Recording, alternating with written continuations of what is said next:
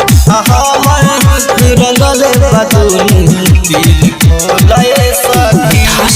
recording studio Sikta बाजार लाए सखी हके कुछ दी का देवारा के लो लाए सखी धके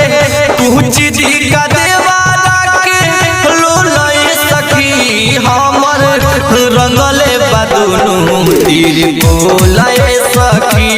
हमर रंगले बदुनु तीर खोलाए सखी धके कुछ दी का देवारा के लो लाए सखी धके कुछ दी का देवारा के लो लाए सखी हमर रंगले बदुनु तीर खोलाए सखी हमर रंगले बदुनु तीर खोलाए सखी रंगले बदुनु तीर खोलाए सखी लेके पिचकारी देवरा आगे पीछे घूमेला कही के भौजी भौजी बाजा में धरेला बाजा में धरेला हाँ लेके पिचकारी हमारा आगे पीछे घूमेला कही के भौजी भौजी बाजा में धरेला की होलिया में खोल दी चोलिए सखी अब की होलिया में खोल दी चोलिए सखी हमर रंगले बदुनु तीर खोलाए सखी हमर रंगले बदुनु तीर खोलाए सखी तीर खोलाए सखी रंगले बदुनु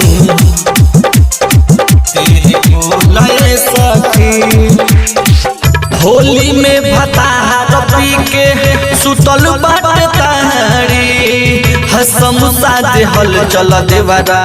करे बरियारी हाँ हाँ होली में भतार पी के सुतल बाटे तारी समोसा दे हल चल देवरा करे बरियारी लवर देसी झाड़िला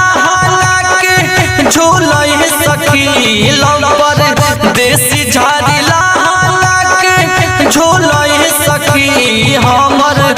रंगले बदुनु तीर खोलाए सखी हमर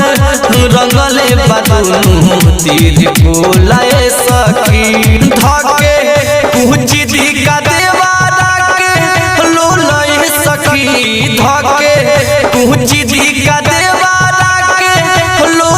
सखी हमर रंगले बदुनु तीर खोलाए सखी हमर रंगले बदुनु तीर खोलाए सखी मिठास रिकॉर्डिंग स्टूडियो